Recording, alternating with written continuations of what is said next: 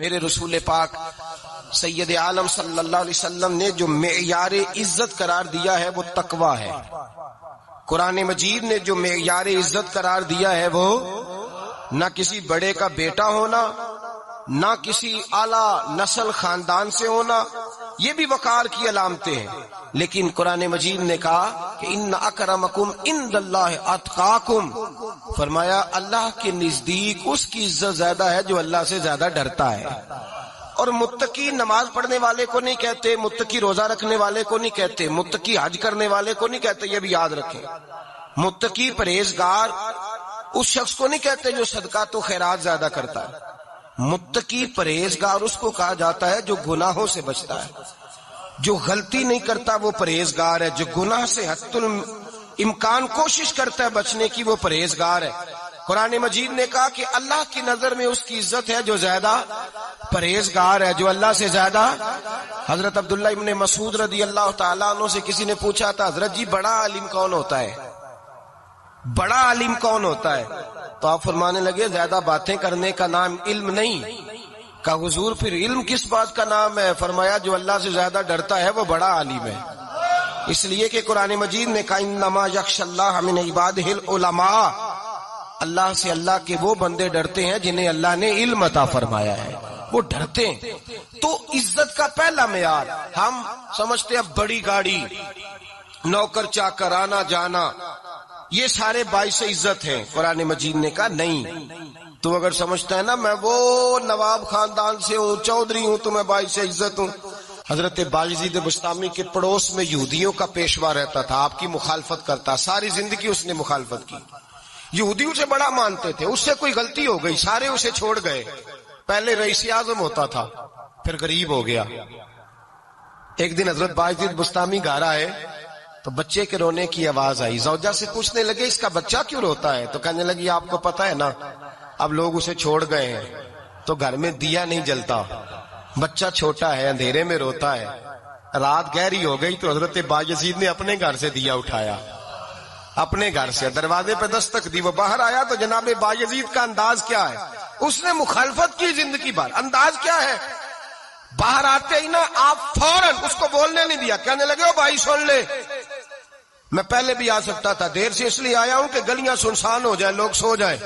تجھے اور مجھے کوئی نہیں دیکھ رہا ہے کہ میں ہوں دوسرا تو ہے، اور تو مجھے اچھی طرح جانتا ہے. بایزید وہ نہیں کہ جو نیکی کرے گا اور دنیا کو بتائے گا، میں تیرا راز بھی رکھوں گا.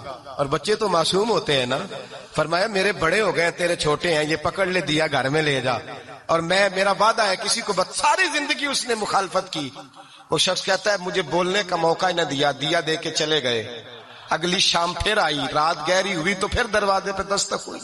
میں باہر گیا، نیا چراغ، نئی بتی، نیا دیا. کہنے لگے دیکھ کوئی نہیں دیکھ رہا، میں اس وقت آیا ہوں جب تنہائی ہو، اور تو مجھے جانتا ہے میں غلط بات بھی نہیں کرتا، یہ دیا رکھ لے، میں کسی کو بتاؤں گا بھی نہیں. کہتے چلے گئے. تیسرا دن آیا تو وہ یہودی کہتا ہے میرے صبر کا بندھن ٹوٹ گیا، میں ٹوٹ گیا. ان کی نیکی نے مجھے خرید لیا، ان کے معاف کرنے نے ان کی عزت میرے دل میری روح میں بڑھا دی. کہتے ہیں جب دروازے پہ دستک دی میں باہر آیا، انہوں نے دیا تھمایا. کہنے لگے دیکھ بھی کوئی نہیں رہا، اور تو مجھے جانتا ہے میں مصطفیٰ کا غلام ہوں، میں جھوٹ بھی نہیں بولتا، میں بتاؤں گا بھی نہیں، تیرا راز رکھوں گا. کہتے انہوں نے دیا تو اس یہودی پیشوا نے شور مچانا شروع کیا. کہنے لگا مسلمانوں باہر نکلو، یہودیوں باہر آؤ، عیسائیوں باہر آؤ. شور مچ گیا، لوگ چھتوں پہ چڑھ گئے. کیا ہوا کیا ہوا؟ کہنے لگا یہ بایزید ہے، میں یہودیوں کا پیشوا ہوں. میں نے ساری زندگی جھوٹے الزام لگائے، ساری زندگی اس کو بدنام کرنے کا ہر حربہ استعمال کیا، جو مجھ سے بن سکتا تھا میں نے کیا. پر یہ عجیب شخص ہے، یہ پرسوں بھی مجھے دیا دے گیا ہے، آج بھی دے گیا ہے، کل بھی دے گیا ہے. میں ساری زندگی اسے رلاتا رہا، اور اس نے میرا چھوٹا سا بچہ بھی میرے بچے کا رونا بھی اس سے برداشت نہیں ہوا. میں تم سب کو گواہ بنا کے کہتا ہوں میں جھوٹا ہوں، بایزید سچے ہیں، ان کا مذہب بھی سچا ہے، قرآن بھی سچا ہے، اسلام بھی سچا ہے، اور جس مصطفیٰ کا یہ کلمہ پڑھتے ہیں وہ محبوب بھی بڑا سچا ہے، یہ سچے دین کے ماننے والے ہیں. کہنے لگے میں تمہیں گواہ بنا کے مصطفیٰ کا کلمہ پڑھتا ہوں اور تمہیں بتاتا ہوں کہ آؤ سارے در رسول پہ جھک جائے. بھائی یاد رکھیں، سمجھیں، غور کریں، عزت درگزر سے، اب اس پر میں زیادہ بات نہیں کر سکتا، عزت درگزر سے ملے گی. ایک تو آپ کو عزت عاجزی سے ملے گی، تقوی سے ملے گی، عزت درگزر سے ملے گی، عزت قناعت سے ملے گی، عزت کم بولنے سے ملے گی. اور اگر زیادہ عزت لینی ہے اور عزت اتنی لینی ہے کہ چھا جاؤ دنیا میں، اگر چھا جانے کا شوق ہو نا تو پھر رب فرماتا ہے میرے مصطفیٰ کی غلامی کر لو، پھر میرے نبی کے ہو جاؤ. قل ان کنتم تحبون اللہ فاتبعونی یحببکم اللہ. فرمایا تم میرے نبی کے ہو جاؤ، دنیا بھی تمہاری اور دنیا بنانے والا خدا بھی تمہارا ہو جائے گا. تم میرے غلامی مصطفیٰ میں عزت ہے، رسول اللہ کی نوکری میں، اور قسم اللہ کی بڑی عزت ہے، بڑی عزت ہے، بڑا وقار ہے، بڑا پیار ہے، بڑا حسن ہے، بڑی رعنائی ہے، بڑا ٹھہراؤ ہے. یار وہ جو لوگ کہتے ہیں نا میں پتہ نہیں کون ہوں، کہاں کا رہنے والا ہوں، یار نہیں لوگ پوچھتے تو کون تھا، تیری برادری کیا ہے، تو کہاں کا ہے، نہیں پوچھتے. تیرے لبوں پہ اگر ذکر مصطفیٰ ہے تو دنیا تیری غلام ہے. اگر تو حضور کا ہے تو پھر سارے دامن مصطفیٰ سے جو بھی لپٹا وہ یگانہ ہو گیا، اور جس کے حضور ہو گئے اس کا زمانہ ہو گیا، جس کے حضور ہو گئے اس کا. اقبال کہتے ہیں قوت عشق سے ہر پست کو بالا کر دے، اور دہر میں اس میں محمد سے اجالا کر دے. اور کی محمد سے وفا تو نے تو ہم تیرے، کی محمد سے وفا تو نے تو ہم تیرے، یہ جہاں چیز ہے کیا لوح قلم تیرے. رسول اللہ کی غلامی عزت دیتی ہے، نبی پاک کی نوکری، اللہ کرے آپ بول پڑے آمین کہنا. نبی پاک کی غلامی عزت دے، حضور کی غلامی. یار بندہ بالکل بے عمل ہونا، بالکل تو میری طرح داڑھی رکھ کے پگڑی باندھ کے بس میں بھی چڑھ جائے تو کئی لوگ سیٹیں خالی کر دیتے ہیں، کہتے ہیں بزرگوں یہاں آ جائے، حضرت جی یہاں آ جائے. تو پھر عزت کس چیز کی ہوئی؟ سنت مصطفیٰ کی ہوئی نا، پھر عزت نبی پاک کی سنت کی ہوئی نا، وقار کی ہوئی نا. ایک صاحب، ایک بچے نے داڑھی رکھ لی تو مجھے آ کے کہنے لگے حضرت جی لوگ بڑے بڑے لقب دینے لگے ہیں. میں نے کہا کیا؟ کوئی کہتا ہے حضرت صاحب، کوئی کہتا ہے قاری صاحب، کوئی کہتا ہے حافظ صاحب، کوئی کہتا ہے علامہ صاحب. تو میں نے کہا تیری موج نہیں بن گئی، 4 سالوں میں حفظ ہوتا ہے تجھے مفت کا لقب مل گیا ہے، سے نظامی 8 سال میں ہوتا ہے مفت کا علامہ بن گیا ہے، تجھے وقار نہیں دے دیا اللہ تعالیٰ نے. عزت میرے اعلیٰ حضرت فرماتے ہیں عزت در رسول پہ ہے، عزت حضور کی.